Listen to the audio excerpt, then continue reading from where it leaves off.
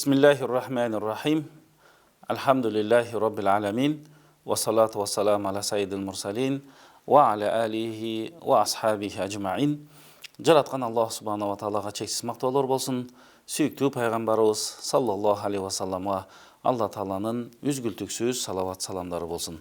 Құрметті мұсылман бір туғандар, біз бұл өзіміздің бағы исламдағы адеп ахлақ беруімізден ең алғаш эле момун мұсылмандың Алла таала менен болгон адебин, андан кейін сүйіктүү пайгамбарыбыз саллаллаху алейхи ва саллам менен болгон адебин айтып өттүк.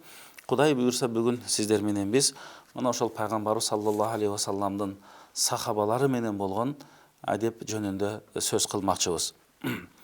Чындыгында пайгамбарыбыздын сахабалары түздөн түз пайгамбарыбыз саллаллаху алейхи ва салламдан исламдын шарияттын негиздерин үйрөнүп, мына ошонун негизинде кийинки муунга жеткиришкен. Мына ошондон момун мусулмандын пайгамбарыбыздын сахабалары менен болгон мамилеси өтө маанилүү. Анткени пайгамбарыбыз саллаллаху алейхи ва саллам өз сөзүндө айтат: "Хайрул куруни карни", доорлордун эң жакшысы бул менин доорум дейт пайгамбарыбыз. Андан кийин кийинки доор, андан кийинки доорлор деп келет. Мына ошондуктан бул сахабалар пайгамбарыбыздын доорунда жашап, пайгамбарыбыздын таалимин алып, анын тарбиясын алгандыктан мына ошол доор эң бир шарияттагы жакшы доор, алтын доор деп эсептелинет.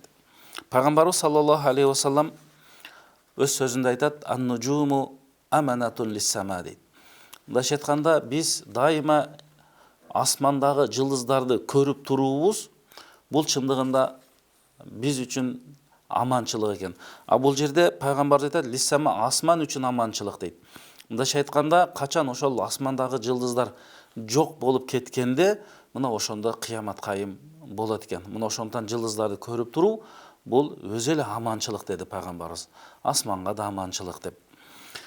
Пайгамбарыбыз саллаллаху алейхи ва саллам мына ошол хадисинде айтып атат: мына ошол асмандагы жылдыздар көрүнбөй калгандан кийин уада кылынган нерсе келет дейт. Уада кылынган нерсе жана биз айткандай эле бул ошол кыямат кайым экен. Пайгамбарыбыз айтат: "Ва ана аманатун ли асхаби" дейт. Ал эми мен болсо дейт пайгамбарыбыз, бул мен өзүмдүн жолдошторум, сахабаларым үчүн аманчылыкмын дейт.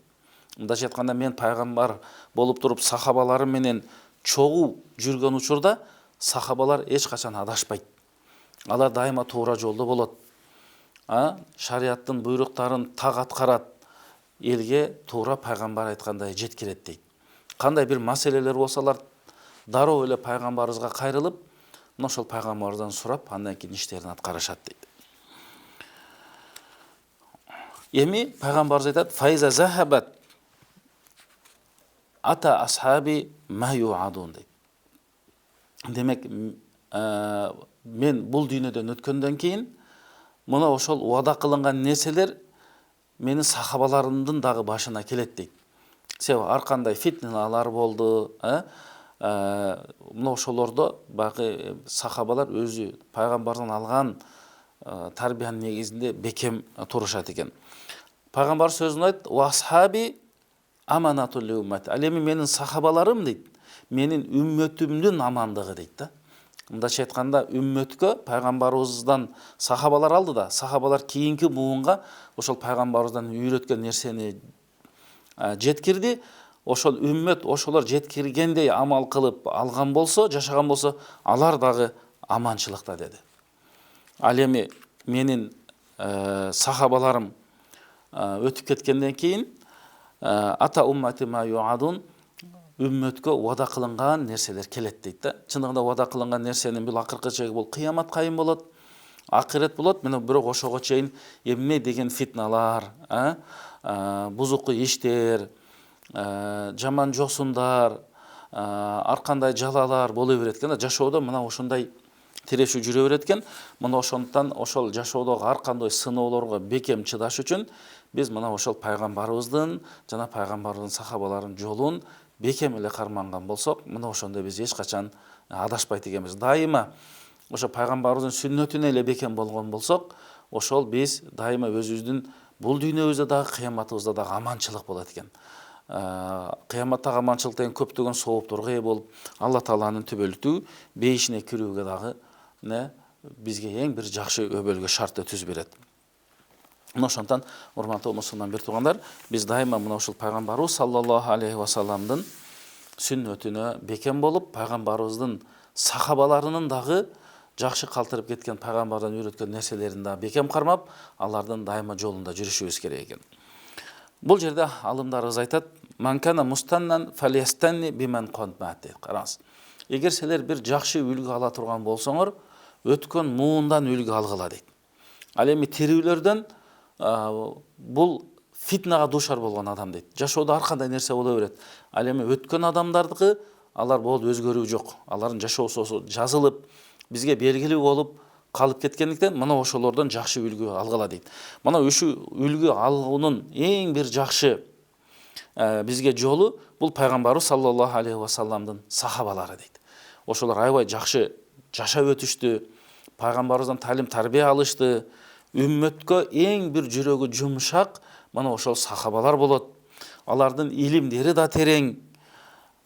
Ошондуктан Аллах субханаху ва таала алардын түшүнүктөрү дагы терең болгондуктан, илими да терең болгондуктан ошол пайгамбарыбызга Алла Таала өзү сахаба кылып, жоро жолдош кылып тандап алды дейт. Демек алар ошо өздөрүнүн жолунда, туура жолдо жүргөндүктөн биз дагы аларды ээрчиген болсок, бу тарикыл мустаким дейт. Мына ошол жолдо жүргөн болсок, эч качан Кудай буйрса адашпайт экенбиз. Эми баарыбызга белгилүү болгондой, пайгамбарыбыз саллаллаху алейхи вассаламдын сахабалары жөнүндө Куранда бир топ аяттар бар. Мына ошолордун эң алгачкысы эле Алла Таала айтат: "Мухаммадур Расулуллах валлазина маху ашиддау алал куффар рухамау байнахум" дейт. Өтө бир сонун сыпаттап атат. Мына Мухаммад пайгамбар жана аны менен чогуу болгондор дейт. Бу сахабалар капырларга, динсиздерге бекем катуу турат. Ошол эле учурда момун мусулмандарга булар аябай ырайымдуу, мээримдүү болот. Яптагуна фадлан миналлахи ва ридвана. Алардын негизги эле ниети, максаты Алла Тааланын разычылыгына жетүү. Симахум фи вужухихим мин асари суджуд. Алардын жүзү ушундай нурдуу, ал нур алардын Алла Таалага сежде кылгандыгынын негизинде келип чыгып атат дейт. Мына ушундай сахабаларды сыпаттаган мындан да башка мухажирлер, ансорлор деп сыпаттаган аяттар бар. Мына ошондуктан ошол аяттардын негизинде биз Алла Таала өзү сахабалардын фазилеттерин бизге айтып атат. Мына ошондуктан бул биз үчүн чоң бир сахабалардын жашоосу дагы үлгү деп эсептелет. Демек, мусулман адам колдон келишинче мына ушул пайгамбарыбыз саллаллаху алейхи вассаламдын сахабаларын жолун жолдоп, алар менен баягы жакшы бир мамиледе болуубуз керек экен. Мамиледе болуу керек дегенде кандай түшүнөбүз? Биз түшүнүшүбүз керек, алар жөнүндө жаман сүйлөбөшүбүз керек, алар жөнүндө жаман ойлобошубуз керек. Кандайдыр биздин көз карашыбызда бир кемчилик кетиргендей сезилип калган болсо, жакшы ой менен жок булардын пикири, ниеттери туура болгон, мындай туура максатта болгон деген эч качан жаман ойлобошубуз керек экен да. Мына ошондуктан дайыма мына ошол таризде гана биз алар менен мамиледе болушубуз керек. Эң негизги жана алгачкы биздин адебибиз ихтирамухум ва тавқирухум дейт. Алымдарыбыз айтат, сахабаларды урматтоо, алардын ордун сезе билүү жана дайыма баягы жакшы сүйлөп экен. Демек, урматтоо дегенде кандай дегенде, бул жерде биздин алымдарыбыз айтат: "Ани атарифа кулла муслимин ва муслиматин ва куллу муваххидин бисабқихим ва фадлихим" дейт. Урматтоо дегенде ар бир мусулман аял эркек алардын чындыгында фазилеттүү, артыкчылыктары бар экен деп бир сезишибиз керек. Чындыгында эле алардын артыкчылыгы бар. Анткени пайгамбарыбызды көрүп, пайгамбарыбызга ыйман келтирип, пайгамбарыбыздын баардык буйруктарын аткарып, тыйган нерселерден тыйылып, кийинки муунга жакшы илимди, билимди, хадисти жеткиргендиги үчүн чындыгында булар башка момун мусулмандарга караганда артыкчылыгы бар деп биз сезе билишибиз керек экен. Ошондуктан имам Тахави өзінің ақидасында мына ушундай сөзді айтады. Ва нухиббу асхаба расулиллахи саллаллаху алейхи вассалам дейді. Қараңыз, біз пайғамбарыбыз саллаллаху алейхи вассаламдың сахабаларын барын жақсы көреміз. Жақсы көргенде да чеги менен жақсы көреміз. Вала натабарра мин ахади минхум, эч кимисинен баш тартпайбыз.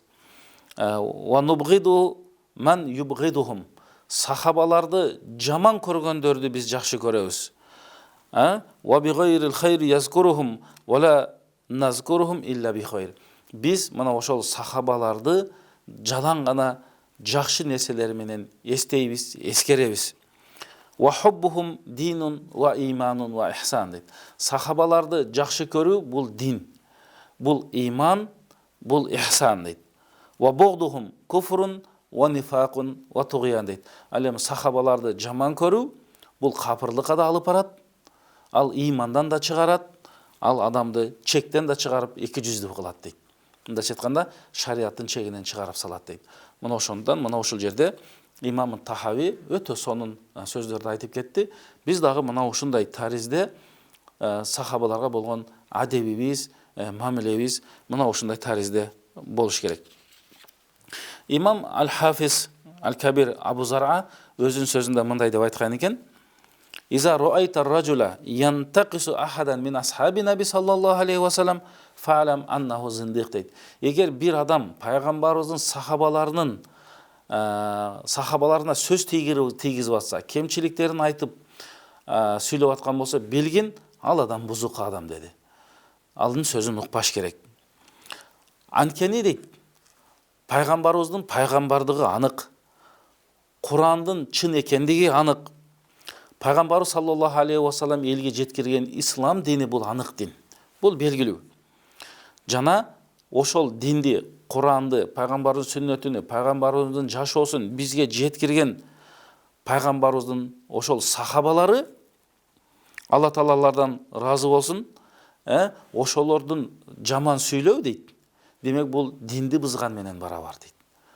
Куранды бузган менен барабар деп мына ушундай сөзүн айтат дагы. Алла Тааланын бул сөзүн айтат: Юридуна лиютфиу нураллахи биафвахихим валлаху мутимму нурихи валау карихал кафирун. Мына ошол динге каршы болгондор, капырлык кылгандар, алар Алла Тааланын нуруну ушундай жаман сөздөрү менен, фитна бузукулугу менен өчүрөбүз дейт. Бирок алар ал максаттарына жетпейт. Алла Таала өзүнүн нурун толуктайт, капырлар жаман көрсө дагы дейт. Демек бул нур, бул дин, бул ислам дини. Кыяматка чейинки үммөттүн карманып жашай турган, бир гана бейишке алып бара турган, бул дүйнөдө дагы жакшы бейпил жан менен жашай турган бул мусулмандардын жолу, бул ислам дини. Демек эң алгачкысы аларды урматтоо, сыйлоо болсо, экинчи биздин адебибиз адаму саббихим ва наили минхум. Алар жөнүндө жаман сүйлөбөө жана аларды тилдебөө деген сөз. Эч кандай сөздөр менен сөкпөш керек, тилдебеш керек, жаман айтпаш керек деген сөз. Анткени пайгамбарыбыз Абу Саид аль-Худри радиаллаху анху риваят кылган хадисте мындай деп айтат: Ла тасуббу асхаби дейт. Пайгамбарыбыз айтат: менин сахабаларымды силер тилдебегиле, сөкпөгүлө, жаман айтпагыла. Фалау анна ахадан анфака мисла ухуди захабан. Бир адам багы мына Мадинанын айланасында тоолор бар, ошол Ухуд тоолору дейт. Чоң узун тоолорда канча километрге созулган. Ошончолук алтын сарптаса дагы мабалага мудда хадихим вала насифаху. Алардын жарымына ага чейинкисине да жетпейт дейт да. Алардын кылган жумушуна, алардын кылган ишине, динди жеткирүүдөгү бекемдигине, имандардын чынчылдыгында, алардын кылган кайрымдуулугунда дагы азыркы сарптагандар аларга таптакыр жетпейт, жакында жолобойт дейт. Себеби ошол учурларда алардын мээнети эми, мисалы Алла Таала пайгамбарды жиберип, Куранды түшүрүп, динди жеткирүүдө эбегейсиз салым кошкондуктан, силердин мындай жаман сүйлөгөнүңөр жарашпайт деп атат. Кылган ишиңер дагы, даватыңар дагы, кайрымдуулугуңар дагы алардын кылган бир аз жумушуна да жетпей калат деп атат. Демек бул жерден биз жыйынтык чыгарышыбыз керек. Кандай жыйынтык чыгабыз? Могул жерде имам Навави деги айтат. Мына ошол силердин багы ушул хадистин эле манинде айтат да, кылган тоодой жумшаган багы алтынга алган сообуңар дейт. Алардын бир аз кылган диндеги кылып туруп алган сообуна дагы жетпейт деген мааниде айтып атат. Мына ошондуктан биз мына ушул жаатта дагы өтө адептүү болушубуз керек. Эми биз тарыхты окуганда сахабалардын ар кандай окуялары бар. Эми тарыхтан беленип атат. Ошол жерде бир-эки нерсени окуп алып туруп эле бир жаман сөз айткандан биз өзүбүздү дайыма эмне кылышыбыз керек? Тыйышыбыз керек. Анткени бул жерде пайгамбарыбыз сахабаларым жөнүндө эч бир жаман сүйлөбөгүлө деп айтып атат. Мына ошондуктан көпчүлүк алымдар сахабалардан жаман сүйлөө, аларга сөз тийгизүү, айрыкча биз мына Абу Бакыр, Умар, Усман, Али, 5 менен сүйүнчүлөгөн сахабалар бар, жана башка фазилеттүү сахабалар бар. Мына ошолорду жаман сүйлөгөн болсо, динден дагы чыгып кете турган, фасыктык даражага жете турган деген дагы бакы сөздөрүн айтышкан. Биз ошондон ошого окшогон нерселерден эмне кылышыбыз керек? Өтө сактанышыбыз керек. Мына бул жерде имам Ахмад ибн Хамбал айтып атат өзүнүн китебинде: "Ва хайру хазихил уммати ба'дан наби", бул үммөт дейт. Пайгамбарыбыздан кийинки бул үммөттүн эң жакшылары кимдер дегенде, Абу Бакыр, Умар, Усман, андан кийин эмне деди? Али. Буларды биз хулафай рошидун, адилеттүү башкарган пайгамбарыбыздын орун басарлары, халифалары деп айтат экенбиз. Мына ошондон ушул баардыгы кийин ушундай тартиби менен кете берет. Андан кийин пайгамбарыбыз саллаллаху алейхи вассалам ушул жаатта мындай деп айтат. Мындайча айтканда, пайгамбары айтып атат: "Менин сахабаларымды жаман көрбөгүлө" деген мааниде айтып атат. Алла фи асхаби дейт. Бул жерде мааниси менин сахабаларым жөнүндө жаман сүйлөгөндөн сактангыла деген сөз. Кудайдан корккула, такыба болгула. Ла таттагизухум горадан ба'ди. Менден кийин аларды өзүңөрдүн жамандай турган бир максатыңар, бир сөз кыла турган нерсеңер кылып албагыла. Ким аларды жакшы көрсө, мен да аларды жакшы көрөм дейт. Ким аларды жаман көрсө, мен да аларды жаман көрөм дейт. Ким аларга зыян берген болсо, мага зыян бергендей болот дейт. Ким мага зыян берсе, Аллага зыян бергендей болот. Ким Аллага зыян берген болсо, анын акыретинде эми кыйын болуп калат деген пайгамбарыбыздын сөзү. Аушака ан яхузаху дейт. Мисалы ошол зыян бергендиги үчүн анын жазасын да тартып калат деген мааниде. Демек биз сахабаларга сөз тийгизсек, пайгамбарга сөз тийгизгендей болот экенбиз. А пайгамбарга сөз тийгизгенде анда Алла Таалага сөз тийгизген болот экенбиз. Ким Алла Таалага сөз тийгизген болсо эми анын ала турган жазасы белгилүү. Ошондон биз ушул нерселерден өтө сактанышыбыз керек. Андан кийинки адебибиз адамул хауди фи машажара байнахум дейт. Бул да жана биз ишарат кылып айтып кеттик. Ошол сахабалардын ортосундагы болгон ар кандай мамилелер болду, тарыхта окуялар айтылды. Мына ошолор жөнүндө сүйлөгөндө аларды жаман сүйлөбөгүлө, жаман эскербегиле деген бул дагы эң бир жакшы эмне болот экен, мусулмандын адеби болуп эсептелинет экен. Ошондон пайгамбар саллаллаху алейхи вассалам өз сөзүндө эмне деп айтып атат бул жерде? Иза зукира асхаби фамсику. Кара, менин сахабаларымдын аты чыкканда унчукпай калгыла деди. Мындайча айтканда, менин сахабаларым аты айтылганда жакшы нерсесин болсо айта берет экенбиз, а жаман жагы менен сүйлөбөйт экенбиз. Унчукпай калгыла, сүйлөбөгүлө деди. Уайза зукира ан-нужуму фамсику. Ким пайгамбар айтат, эгер жылдыздар айтылганда дагы, аталганда дагы эмне кылгыла? Унчукпай калгыла деди. Мындайча айтканда, кебирлер жылдызга карап төлгө салып, мындай болот экен деп келечекти айтып да коюшу мүмкүн экен да. Ошондон силер андай нерселер жөнүндө сүйлөбөгүлө деген сөз. Төлгө салып, келечекти айтып, жылдызды карап, мындай болот экен, эртең тигиндей болот экен дегендей айтып, көз ачыктык кылбагыла. Ушундай нерсе айтылганда унчукпай туруп калгыла. Аман каласыңар деп атат. Уайза зукирал кадару фамсику дейт. Тагдыр аталганда дагы унчукпай калгыла дейт. Эми тагдырды Алла Таала биздин тагдырыбызды жазып койгон. Энебиздин ичинде эле жазып койгон. Ажалыбыз, качан өтөбүз, бактылыбыз, бактысыздыгыбыз, ыймандуулук бардыгы жазылган.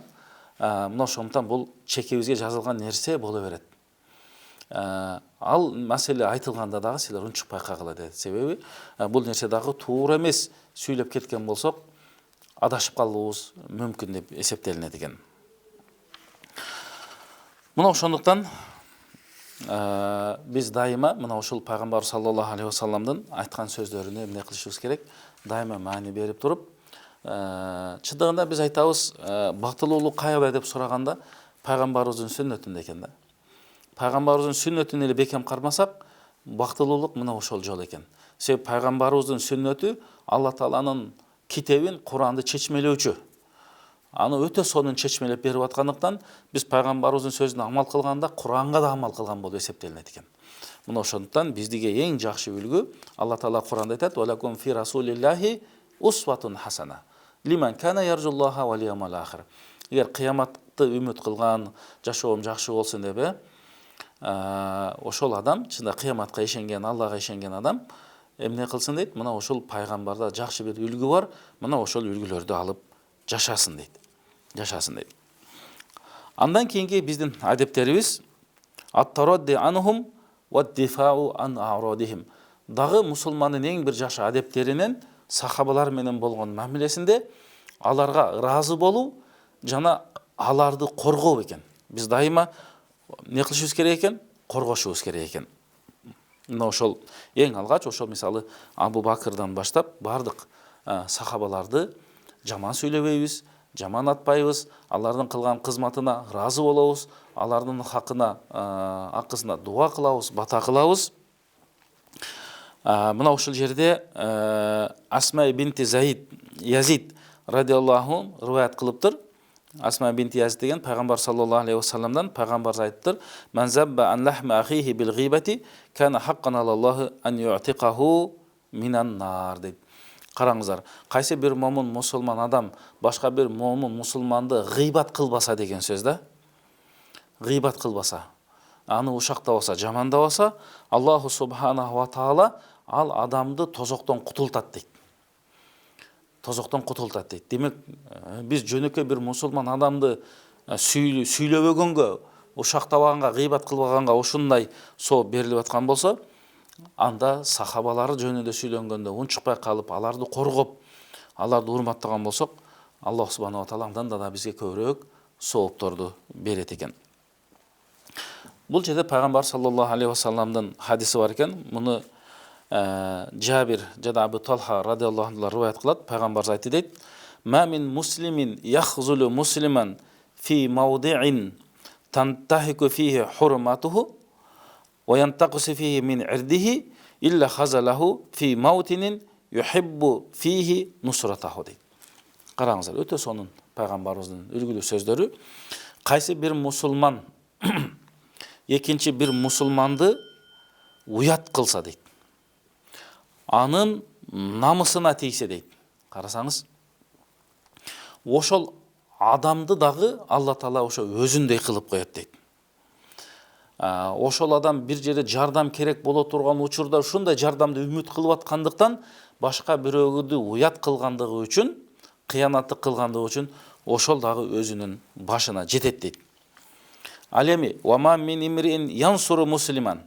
Кайсы бир мусулман башка бир мусулманга жардам берсе, эгер жардам бербесе, ал мусулмандын намысы ачылып калат, намысы кордолуп калат, же башка бир кордук көрө турган болуп калса, кой деп туруп жардам берип, намысын сактап, малын, жанын сактап жардам берген болсо дейт, илля насарахуллаху фи маутинин юхибби фихи нусратаху.